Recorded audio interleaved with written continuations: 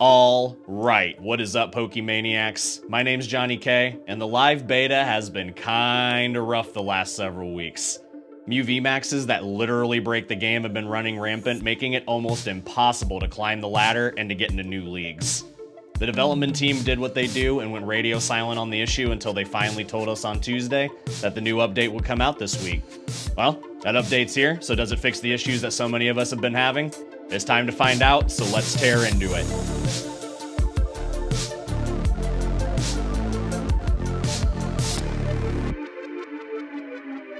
Before we get into what the patch was trying to fix, let's go over what was wrong and get everyone up to speed. A couple weeks back, the team pushed out an update that broke every card that accelerated energy from the deck. Archeops, broken. Arceus, broken. Elisa's Sparkle, broken. For a lot of people, after pulling the energies out of the deck, they would just float there and wouldn't let you drag them to a Pokemon to attach. Then, your turn would eventually time out, and all those energies would just attach to the active Pokemon, and the game would pass the turn to the opponent. This was obviously awful, and the team knew it. They had a hotfix out for the game within a couple of days, and everything looked way better at first. The game didn't stop us from being able to attach energy, and we hoped that that was that. Then a new glitch started rearing its ugly head. The new glitch couldn't have happened to a worse deck, Mew VMAX. Everyone's favorite deck that refuses to die doesn't need an introduction. It's the deck that, as soon as it fades from the spotlight, comes back in even greater numbers as soon as we pay it even a little less attention. The glitch wasn't based around something broken with Forest Seal Stone, or about drawing even more cards than they usually do with Genesect. All they had to do to trigger it was evolve a Mew V with a Fusion Strike energy attached into a Mew VMAX. How bad could that possibly be? Well, 45 seconds after evolving, they automatically won. From the Mew player's side, the other player would time out due to inactivity, and then they'd move on to their next match. But from the other player's side, something infuriating would happen. The Mew player would just stop playing, and then you'd wait there well past the action timer that should have passed the turn to you since your opponent isn't active, wondering what's going on. Their turn would keep counting down, and some people, myself included, waited the entirety of the 20 or so minutes that were left on the clock to see if the game would make them concede when it ran down, and it didn't. It would hit 0, flash, and just leave you there, still stuck in the match. At first, we didn't even know what was going on. We didn't know if both players were there, stuck in limbo. But after a week or so of this going on, a lot of us started feeling like it was more than a glitch or something that's randomly happening. It was feeling way more like an exploit that was being taken advantage of as time went on. And we were right.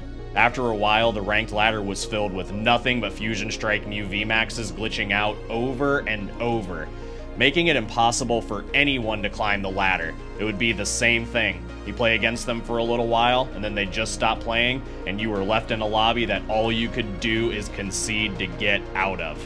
There were even players on the Mew VMAX side lying about this whole thing on the official forums, saying that the games were glitching out from their side too whenever the bug happened, trying to make the devs look less into the glitch than they may have if it was found out to be an exploit, which it literally was.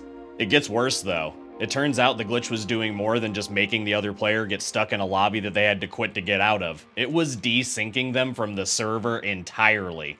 Every time a player encountering the Mew VMAX glitch would re-queue right after and try to get into a new match, they would fail to connect to the opponent. On their side, it just looked like the search was failing and the cancel button would appear and reappear. But they were getting put into the match on the opponent's side. I saw this happen so many times where you would enter a match with an opponent, and then they would do nothing, and then the game would end with it saying that they conceded 45 seconds later. The only way to fix this was to close your game and open it up again, but then you would come back and see something truly heartbreaking, that you'd lost ladder points, and if you had tried to re-queue over and over before you knew the game was doing this, it could be a lot of them. This actually happened to me live on stream. I was one step away from being back in Mew League, all the way up in Master League, and just 9 wins away from being in Arceus League.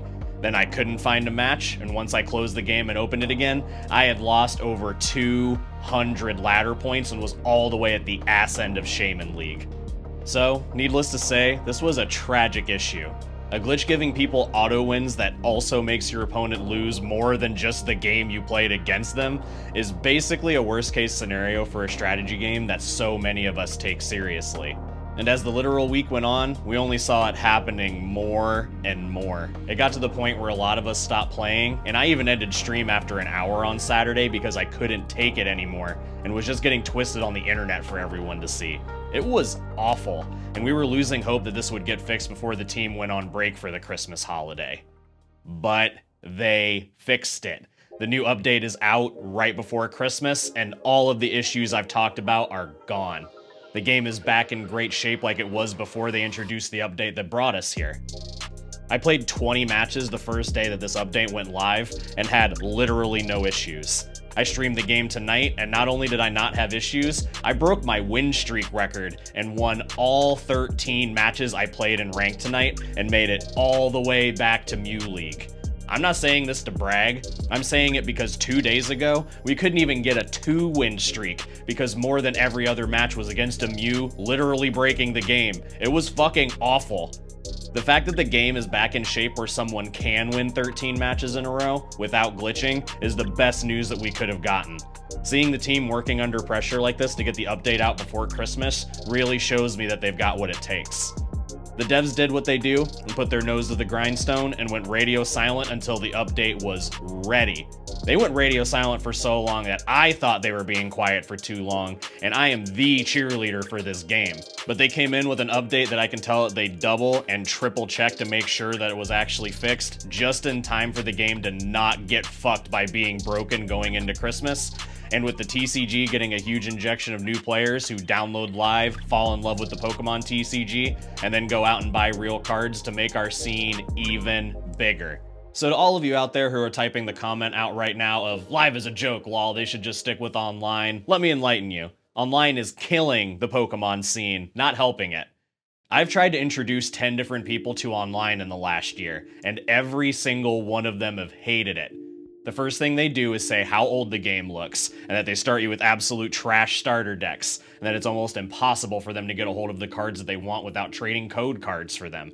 Any one of those are an issue that will stop a majority of players from ever getting into the TCG. Not just online, the TCG. If the digital version of the game is not easy to get into, there will not be new casuals. I streamed TCG online for 6 months straight this year and got about 200 followers while I did it.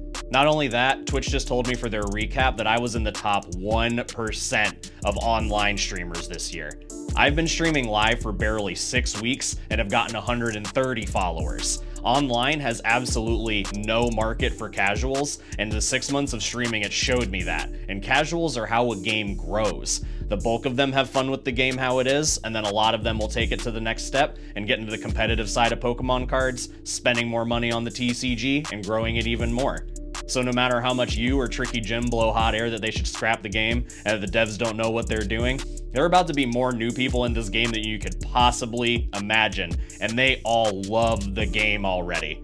If the casuals like this game, none of you stand a chance. I get 5 new people a stream coming in and telling me that they just downloaded the game and that they love how it gives you 10 amazing starter decks, that you can craft any card that you want, and that it's not down to them just randomly pulling it out of a booster, and that you can play it on your phone. Live is here, and all of the people saying that online is better are about to be worth less than a play on Spotify compared to how many new people are getting into the game. My name's Johnny K, and I'll see all of you down in the comments. I'm sure that they're about to be a dumpster fire. Merry Christmas and Happy Holidays to you all, and until next time.